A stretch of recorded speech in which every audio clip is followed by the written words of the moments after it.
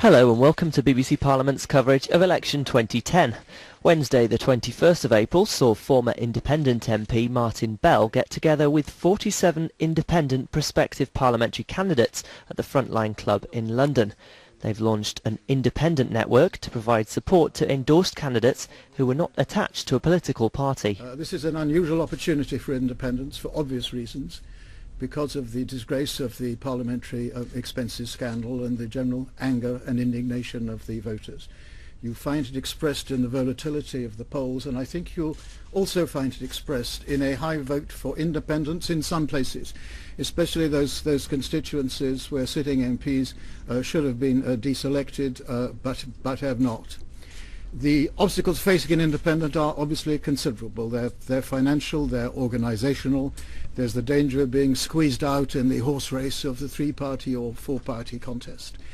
And this is exacerbated on this occasion by the presidential-style debates. Nonetheless, it is a unique opportunity for candidates of no political party, and I'm not saying a huge number are going to be elected. I'm hoping for about half a dozen, including the two independents seeking re-election, Di Davis and Dr. Richard Taylor. And I think this group will be a force for honest politics. Now, some of them will be attacked by their rivals and some of them will be ignored. I have the fondest memories of standing in Brentwood and Ongar against Eric Pickles, now the Conservative Party chairman, in the 2001 election. And in the course of the campaign he said he hadn't found a single one of his voters who was going to vote for me. That's 13,500 people whom he hadn't talked to, obviously. Such an opportunity. I think the people are in a mood to take it. My fear is that the scandal may disincline some of them to vote at all. I know some of the candidates here personally, and I know some of them are standing because they looked to see who was on the ballot paper, and there was nobody they wanted to vote for, so they decided to do it themselves. And that was the case with Sarah Flannery, who's standing against George Osborne in my former constituency of Tatton. So my advice to you, ladies and gentlemen, is go for it. It's going to be one of the best experiences of your life. Thank you very much.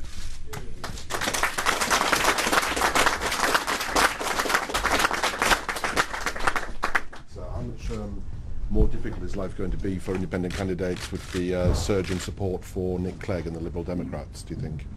I think these things are happening in parallel.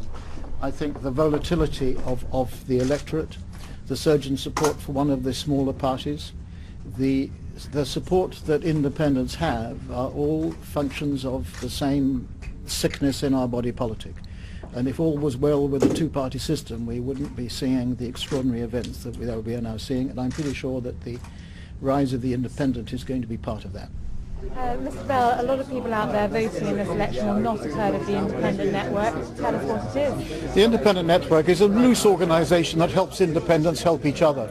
And because this is such an extraordinary election, such a volatile number of voters out there, we think there's a fantastic chance, best chance in generations, for independents to get elected. And the Independent Network, these are some of the candidates, and the Independent Network is there to help them. Does everybody who's running as an independent immediately qualify to be part of this network or not? Oh no, there are some real nutters out there, as you could imagine. They have to sign on to certain principles, and there may be as many as 300 independents standing, and some of them will not actually be endorsed by the network, and some of them will be very good ones. There'll be twice as many independents as we've ever seen before. I think it's an effect of the expenses scandal and the alienation of the electorate. The polls actually believe we could be on our way to a hung parliament. Could an independent play a part in that? I think a small group of independents, a handful of independents, would be a force for honest politics. And in a hung parliament, they would be extremely influential. And the only other thing I wanted to ask is that being independent obviously means standing on your own. So coming together in a network like this, doesn't that go against independence? Well, it is a very loose grouping. Independents wouldn't have a whip, but they might have a leader. These people will more or less agree with each other about the need to restore public trust in public life, and I think everyone else will agree with them as well. Just one more question, sorry. People might think that voting independent is a wasted vote because only the big parties have a chance of getting into power. Is it a wasted vote? I think an independent vote is the very reverse of a wasted vote. You have a chance of getting somebody into Parliament standing for honest politics who will have a real influence in a hung Parliament. Martin Bell, right? Thank you very much.